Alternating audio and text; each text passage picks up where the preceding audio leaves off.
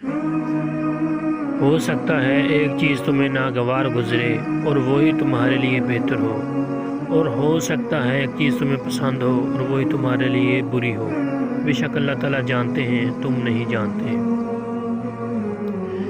मैंने ज़िंदगी में हमेशा दो लोगों को परेशान देखा है, एक मुखलिस और दूसरा वफ़ादार। बाकी मुनाफिक तो हर जगह अपना ठिकाना बना लेते हैं।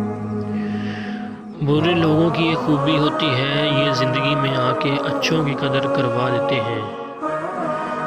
खुद को सबसे बेहतर समझ लेना ये एक ऐसी बीमारी है जो इंसान को किसी काबिल नहीं छोड़ती।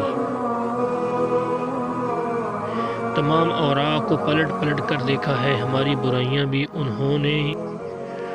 उन्होंने की हैं जिनके साथ हम सारी ज़िंदगी अच्छाइयाँ करते रहे हैं।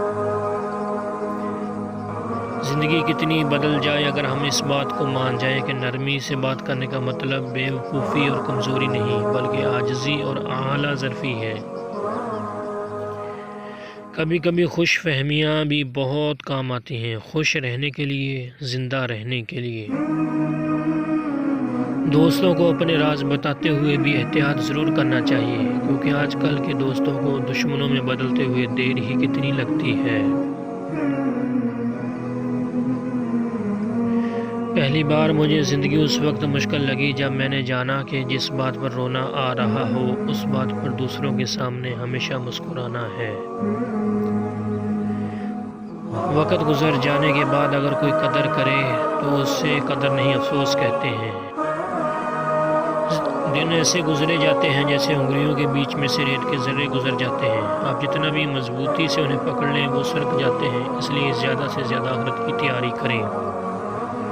इंसान ज़िंदगी में बहुत कुछ सीखता है, लेकिन जब तक दूसरे से प्यार करना, दूसरे को मुआफ़ करना और दूसरे की इज़्ज़त करना नहीं सीख जाता, समझो कुछ नहीं सीखा। मेरा यकीन कीजिए, आपकी परेशानी और गम ज़्यादा होने का दुख और परवाह सिर्फ आपकी सेहत को होती है। किसी भी शख्स का दूसरा चेहरा तलाश करने की कोशिश ना करो, ख़ास तुमको यकीन हो कि वो बुरा है। यही काफ़ी है कि उसने अपना बेहतर चेहरा तुम्हारे सामने पेश किया है। दिलों में जगह बनाइए, वो पैसे से नहीं बनती, वो एहतराम करने, मुआफ़ करने, नरमी रखने और पुरखुलूस रहने से बनती है।